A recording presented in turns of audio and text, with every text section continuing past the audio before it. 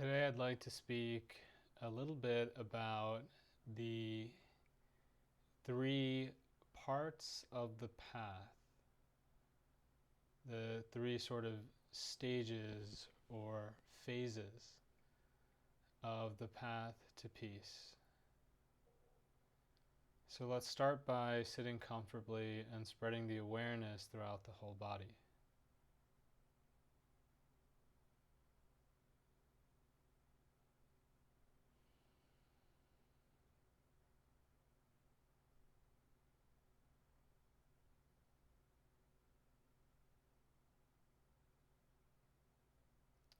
And as we start today's session, I'm reminded of the Buddha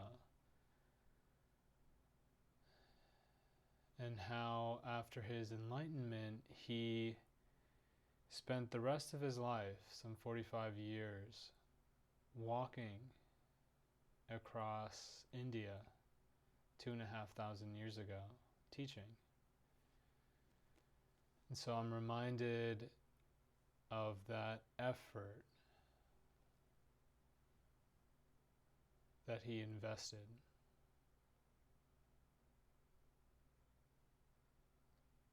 And he taught out of compassion. So when we pick up the teaching, can we do it in such a way that we really honor this endeavor, this almost superhuman endeavor? And when I say this, I don't mean superhuman in the sense of, miraculous and so forth, although that is there in the teachings, but more the immense effort and energy, really relentless energy to teach.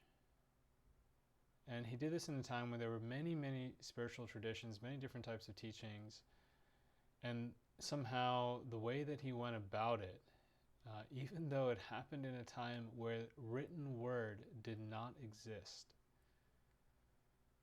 he went about it in such a way that the teachings have endured and come to us now. So when we pick up the teachings, can we do it with a deep sense of respect and honor, really feeling how we are the beneficiaries of his compassion and his wisdom. So the Buddha once said that the path that he taught, the path to Nibbana or enlightenment, he said the path is kalyana, or beautiful in the beginning, beautiful in the middle, and beautiful in the end. And sometimes this is sort of talked about when he says the beginning, the middle, and the end. Well, first of all, I'll say this. When I think about that and I reflect on my own practice, I can see how regardless of what stage I am in, and regardless of what I'm working on, what I'm tackling, there is a beauty to it. Just to be on a path and to feel that this path is leading us rightly, that this path is authentic to us. It's such a blessing to just feel that way. So in that sense, the path is always beautiful. But also, when he says it's beautiful in the beginning, the middle, and the end, he may be talking about sila, samadhi, and panya. So these are sort of three words to describe the beginning, the middle, and the end of the path. So sila, the beginning, is virtue, morality, ethics, goodness. Samadhi, the middle, refers to a coming together, a gathering, a collectedness of our spirit, a unification of our body, our mind, our energy, a coming together that we typically experience in deep meditation, but we also find it in glimpses throughout life. And the more we practice, actually our whole life starts to be imbued with and characterized by samadhi. So this is a very beautiful, pleasurable, blissful sort of stage of the path. And then you have panya, which is translated as wisdom or insight. It's talked about as liberating insight, the type of insights and wisdom that actually free us, that bring us a freedom. A freedom from what? A freedom from suffering, from disturbances. So I want to spend a little time today and kind of briefly just share some comments, whatever comes to mind, about these three areas of practice. So again, as you're listening, feel your posture. Spread the awareness throughout the whole body.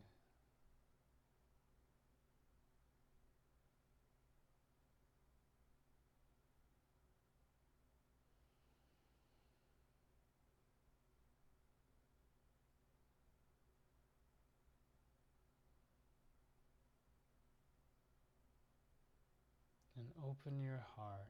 Open the chitta, the heart.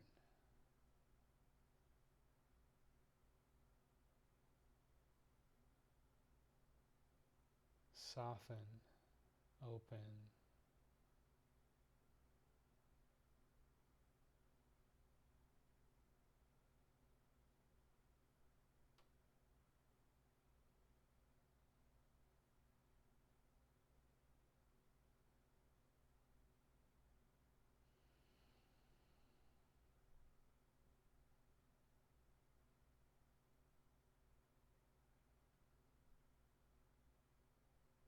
So when I think about sila, I'm aware in America and in the modern day age, there's this idea of this like counter movement against the idea of morality. And perhaps it's some sort of reaction to the church. This idea of there being sin and rigid views on what one should do and what one should not do.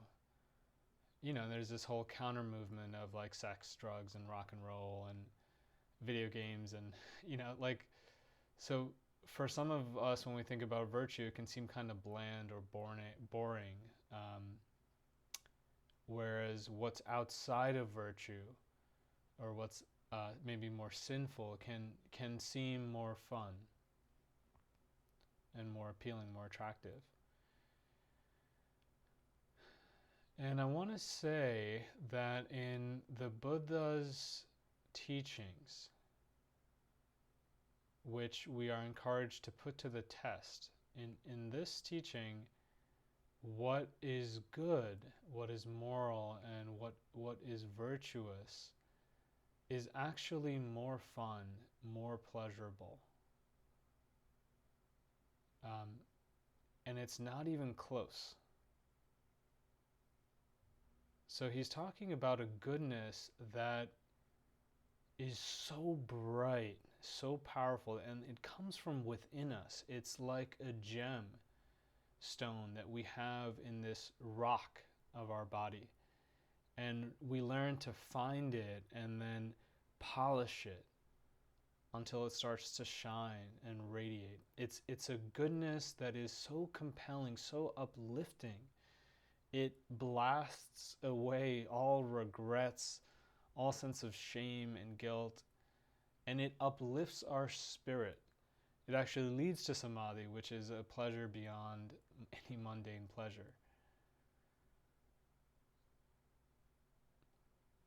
So this is the type of goodness that we, in a way, we can get like really excited about this, really inspired and motivated to put forth this kind of goodness, to be so upright, and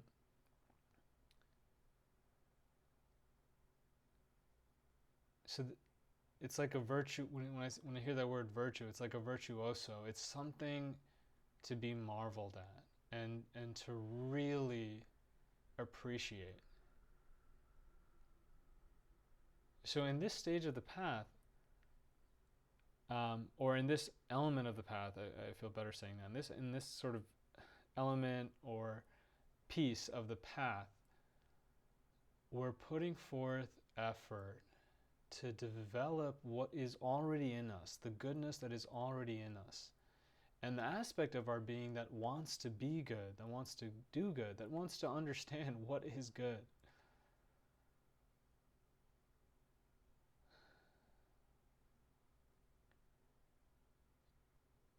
And this, to me, this is not just a blind following of rules. It's a listening to one's own heart and becoming attuned. When I act or speak or think even in this way, how does it affect my heart? How does it affect those around me? And how can I incline myself towards a way of being in this world that is skillful, that is helpful, beneficial, that leads to non-regret?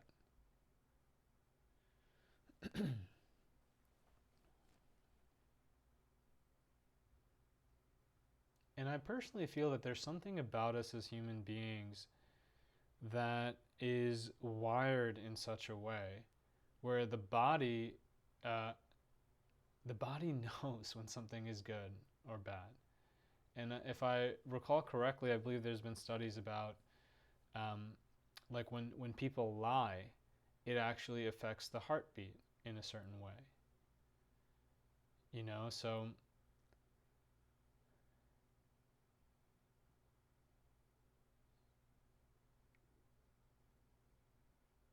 I don't feel that honesty is good because the Buddha said it's good, which he did.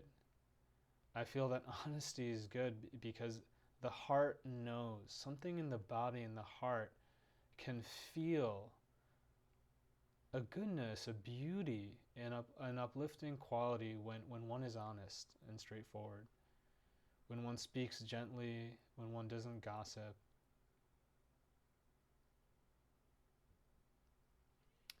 So what I'm pointing out here is that this first sort of part of the path, sila, is actually one that leads to pleasure, is more fun, is more uplifting, and it's not a blind listening to external rules. Actually requires a listening to one's heart to feel one's way throughout life.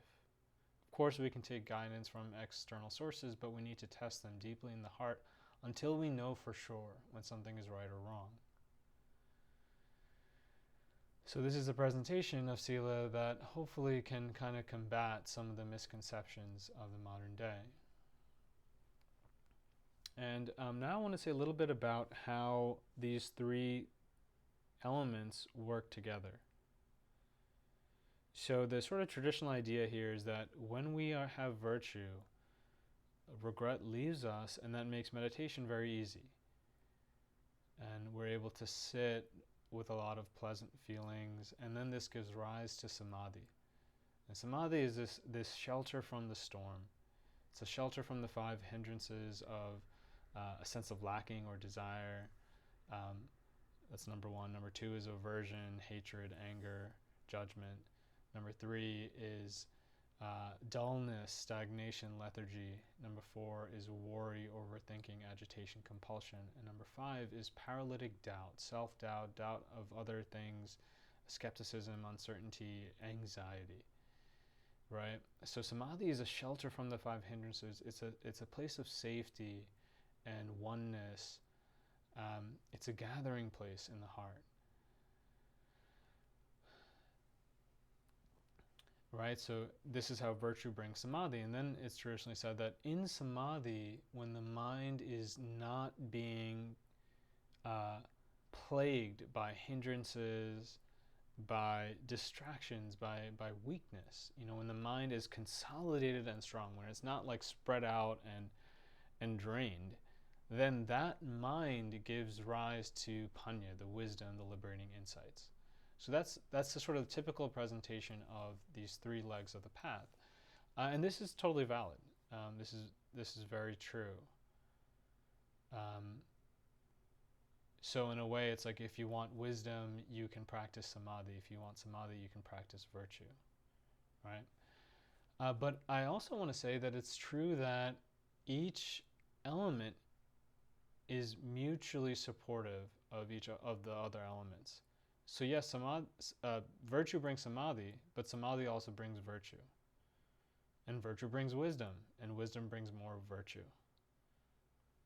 Wisdom brings samadhi, samadhi brings wisdom.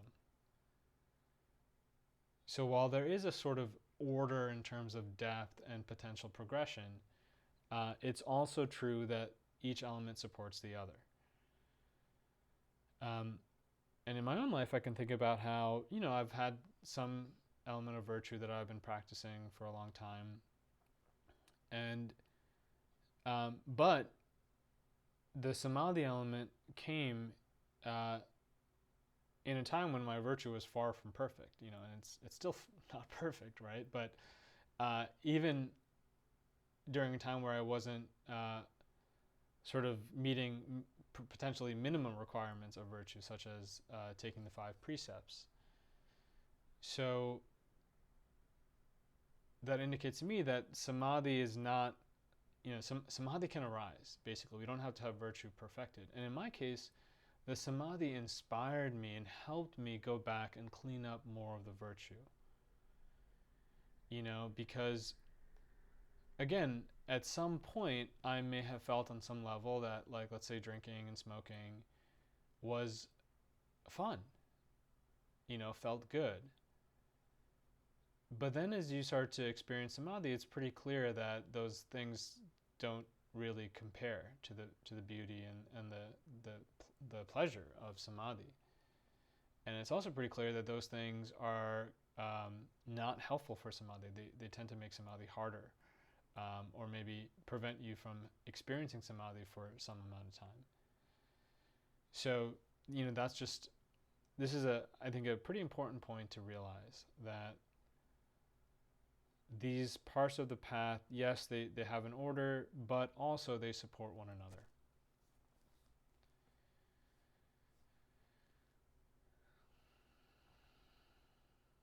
Okay, so now let's talk a little bit about samadhi. So once again, spread the awareness throughout the whole body.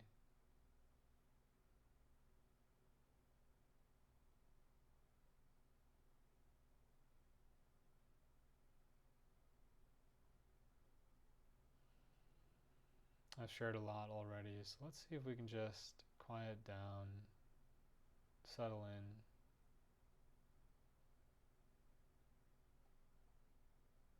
There's nothing that you need hold on to. There's nothing that you need push away.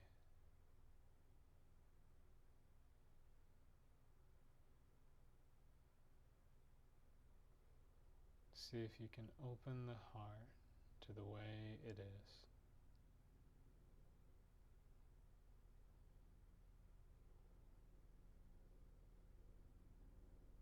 So I'll say a few brief notes on samadhi. This is not at all a comprehensive overview, just whatever is coming to mind now. So one of the words that is used to describe samadhi, or certain stages of samadhi, is called ekaggata. Ekaggata. And it's often translated as one-pointedness. And I don't like this translation. It's actually a pretty controversial word in the Pali language for practitioners. But recently I heard Thanissaro Bhikkhu talk about this. He tends to, anyway, he translated it as this. Eka is one. So I have some Sri Lankans in the meeting now, right? So we use the same word for one, eka. And agata, he describes, is actually what it typically, sometimes it's translated as like pointedness. There, so you get the one pointedness. But really it's more like a meeting place, like a ridgeline on a mountain where things come together. It's a gathering place.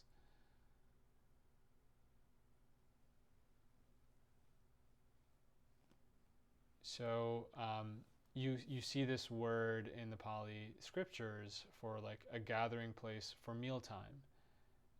or a gathering place to practice what's called sil on the upasata days. It's like upasata aga. So this is really helpful to it's actually a gathering place where you come together and you dwell in that place.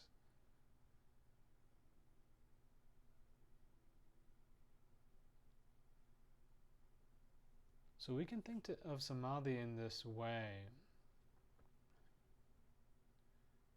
and at some point we start to become sensitive to when we get tight and tense or stressed out.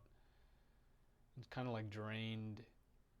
And a lot of times this can happen when we're always on our phones and going to meetings and working and driving and, worrying about the future, thinking about the past, and we feel like we're not all here. There are parts of us that are out there, right? Another way to think about this is when we start to practice kayanupassana, this mindfulness of the body, and we spread the awareness and awaken the awareness throughout the whole body, right?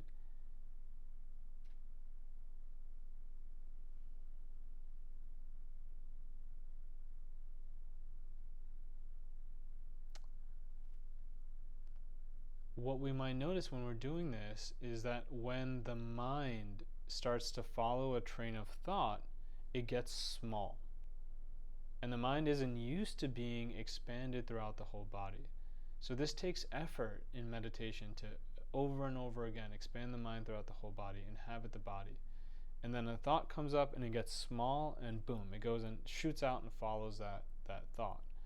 And what you'll start to notice is when we do this, when we start to think in this way, this sort of compulsory way that's usually not even intentional, it requires tension. It both brings tension and it also requires tension. It's as if we have to, in some subtle way, tense up to shoot the awareness out and start following a train of thought. But it happens so quickly and so often that we don't really even realize it completely. Right? So we can think of samadhi as it's a coming back home. We're coming back into this gathering place of the body, and this relieves the tension. We start to feel ease, we start to feel well, and then it sort of deepens and becomes more and more rich, more and more subtle, more and more refined.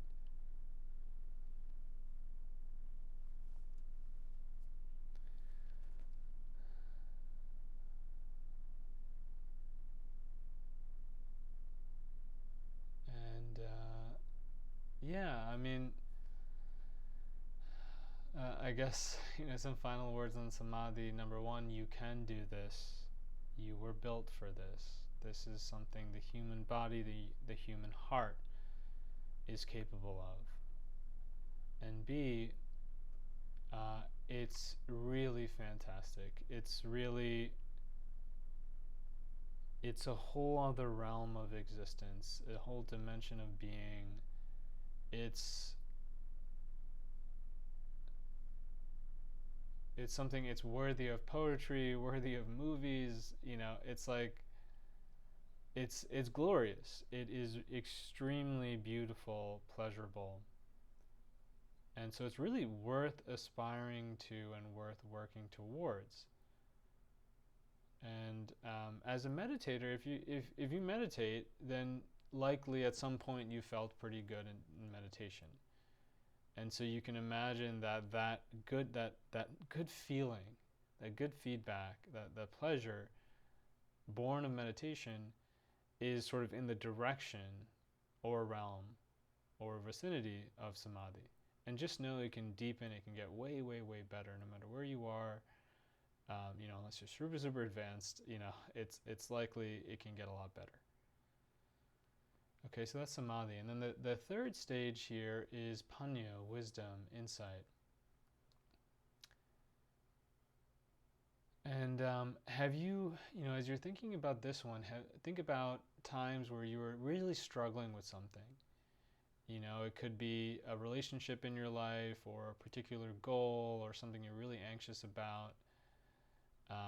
something you really worried about, or really sad about, or angry about, frustrated about, or maybe you felt like you really needed something, or you really didn't like something that you had. And then kind of this realization came to you. It could have been someone who was wise, who taught something to you, or maybe you heard something. Or it could have just spontaneously arose in you, some sort of insight, like a phrase or a thought or a realization, a remembering that alleviates the suffering that was there. It cools the fires of that suffering. And there's a sense of freedom. There's a taste of freedom.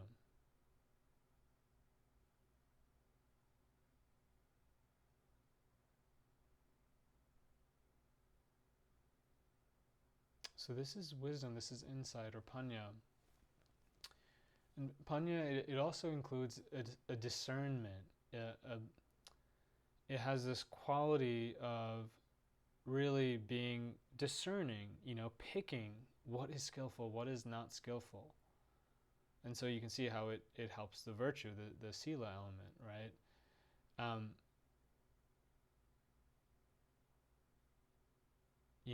It's like, so in this regard, it's sort of like we can become really wise to the cause and effect of things.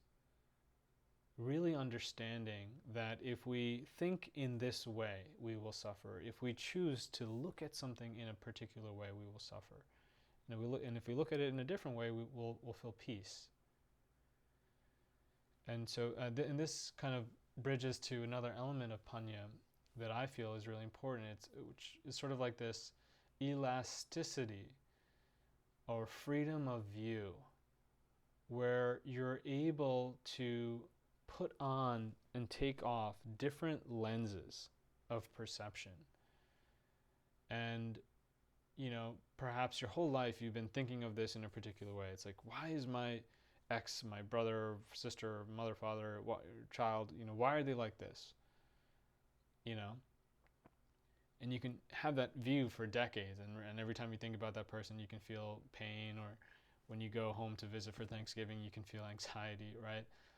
But then this insight comes, and you're able to put on a different lens. You're able to look at that person with new eyes. You're able to come out of having already decided who that person is, who they're going to be, why they are the way they are, and you're able to look at them with different eyes, right?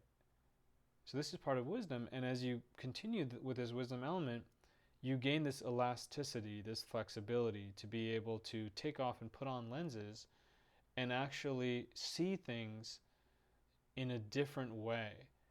So much so that the belief that things are a particular way dissolves. The belief that things are a particular way dissolves, and a new belief and experience emerges that things are actually empty.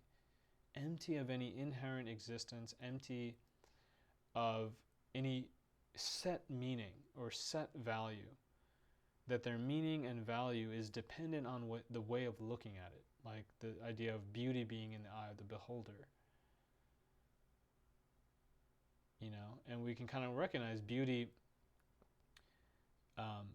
is subjective. But typically we think other things are not subjective. We become rigid around other views, like our politics or relationships, how we view certain people, as I mentioned. There's all kinds of things. We become dogmatic, and it's interesting because the Buddha actually talked about something. He talks about the end of all dogmas, letting go of all views, including Buddhism. And, I find it really interesting. Nowadays you have people who are really against religion, but they're very religious. It's just that their religion is non-religion. They're very dogmatic about being anti-dogma,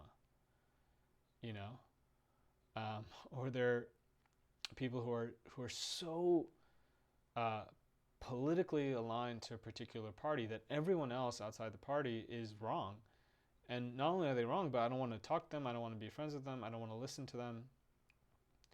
And maybe it's not political lines, maybe it's religious lines, or ethnic lines, or geographic lines, or age lines, or gender lines. So part of what comes with this panya is a flexibility.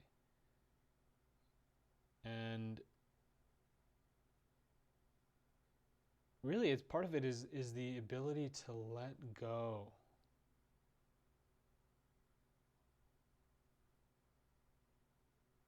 We gain the freedom and the capacity to let go of things, to let go of views.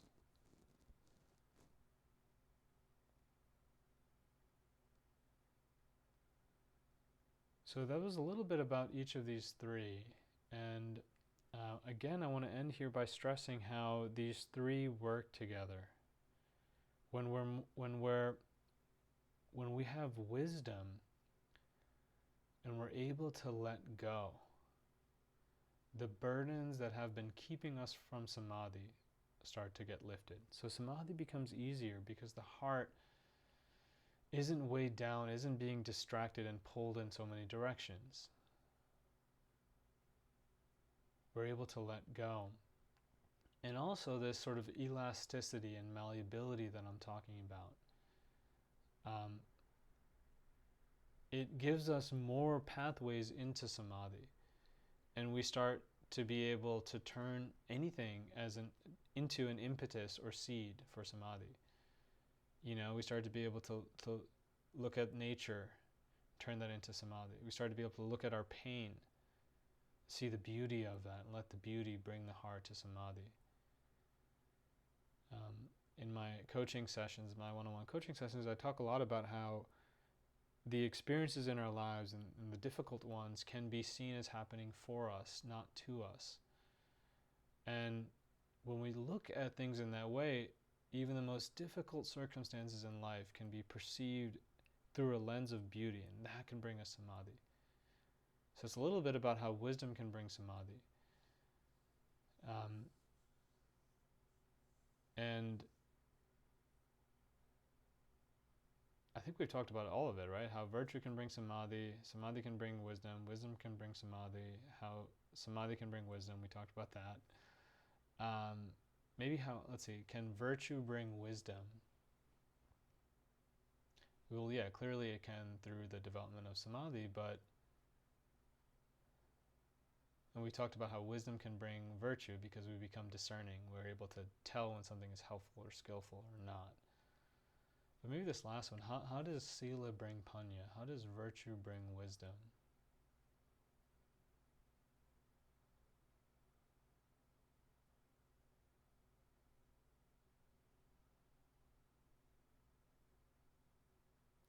Well, when we actually practice goodness, we become more discerning.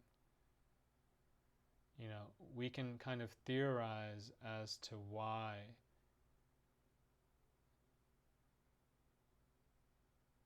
we can make up theories, right? But it's different when you practice it. When you practice goodness, the heart really becomes clear in terms of what is right and wrong, helpful or unhelpful. And the other thing I'll say here is that our regrets and our suffering keep us from wisdom. We're not able to see things clearly when we're suffering all the time. So the sila element can come and really uplift us, bring us out from that fog. And so maybe you're getting a sense of how these three, they become difficult to separate. They work in tandem. They're sort of on the same team. So it's helpful to see them in that way. It's also helpful to see them as three separate things so that we can start to identify each of them and practice with them. So the last thing I'll say is just, as you come away from this session, one of the things you can start to do in life is just reflect on your life. How is my virtue coming along? Is that growing? Do I feel that I am good? Do I have a good self-esteem? Do I have regrets? And how is my samadhi coming along? Do I feel gathered, strong, harmonious? Do I feel well? Do I feel really, really well? How is that improving? And then what about wisdom? Am I becoming more malleable, more flexible in my views, less rigid, less married to one view, more open-hearted? And do I feel more free? Wisdom tastes of freedom. Do I feel more free, unhindered, unobscured, free from suffering, free from heavy burdens? So I offer that for your reflection.